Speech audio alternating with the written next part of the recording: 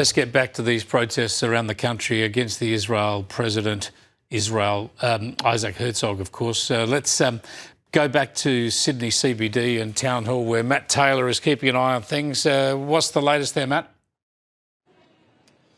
Hi there, Chris. Well, protesters not on the move. In fact, they have been contained behind me into the park that adjoins the Sydney Town Hall just here on George Street. The proceedings been going on now for the last 15 or 20 minutes or so. Lots of chanting, and I'll step out and give you a sense of some of the signs here. Of course, this protest organised by the Palestine Action Group calling for the arrest and investigation of the Israeli president, who they claim has incited genocide in Gaza. So you can see a lot of signs and placards really in that vein. Now, the protest organisers were dealt a blow just a short time ago. They had been calling on the Supreme Court to overturn a major event declaration here in Sydney, which has given police some special powers. I'm just going to show you the police lineup and police contingent here. But the Supreme Court overruling that.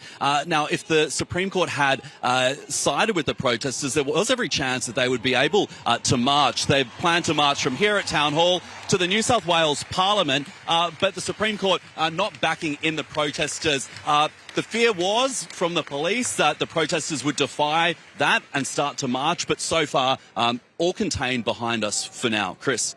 Thanks so much, Matt. Matt Taylor down there at Town Hall.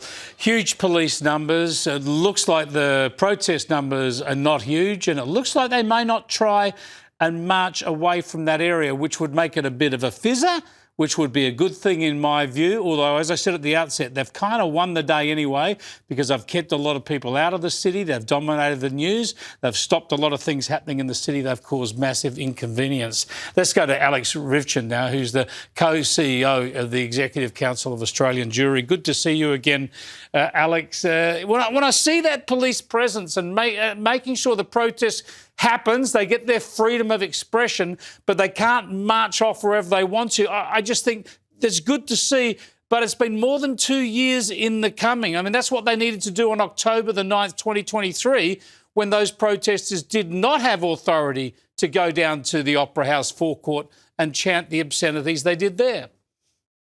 Well, finally, it seems that the lessons of those times are being learnt and applied. And for a long time, we've heard from the Premier, from his government and from the police, they don't want these protests. They have seen firsthand what they become. They position themselves as being anti-war, pro-ceasefire, but you peel back that veneer and you see what they're really about. They're about war. They want to see war. They cheer on the Houthis. They cheer on the Iranian regime. They want to see destruction. They just want to see Israel losing wars and ultimately replaced by another majority Arab state. So the facade has been revealed for what it is. And finally, it looks like the laws and the police powers are there to restrain these people. But you're quite right, Chris, for too long, the rights of the peaceful majority of the city have been subservient to the rights of the minority, the violent, aggressive minority, who have determined where we can go, what we can access, and have had a profound impact on social cohesion, disharmony, incitement, dehumanization in our city. Now, this is a very serious issue, but I want to go to a cartoon here because I think it sums up the ambivalence of the federal government perfectly. Our mutual great friend Johannes Leek had this cartoon late last week. Protesters already, says Isaac Herzog, as he arrives and see all this rabble on the tarmac. And someone says, no, that's the government, Mr. President. I mean, we've had interventions from all sorts of Labor figures, but most recently, of course, Ed Husic, a former government frontbencher, saying it was wrong to invite the president. This is not good for the country to have such division over support for the liberal democratic nation of Israel.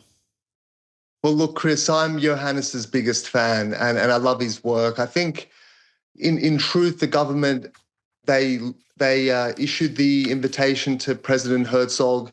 They stood up to pressure from some quarters of their own party and also, of course, the Greens and even further left activists calling for that invitation to be withdrawn. He's here.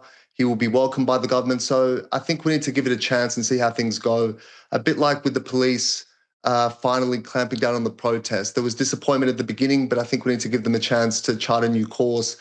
But ultimately, one of the purposes of this visit by President Herzog, as he has said, is to resettle, realign the relationship between two traditional allies who've been there for each other through thick and thin for nearly 80 years to the mutual benefit of both sides, and particularly Australia in terms of security, intelligence and defence cooperation. So I think the true test will be when the president leaves and what happens to the relationship. Will we see the same sort of broadsides and attacks that members of the cabinet have levelled against Israel repeatedly?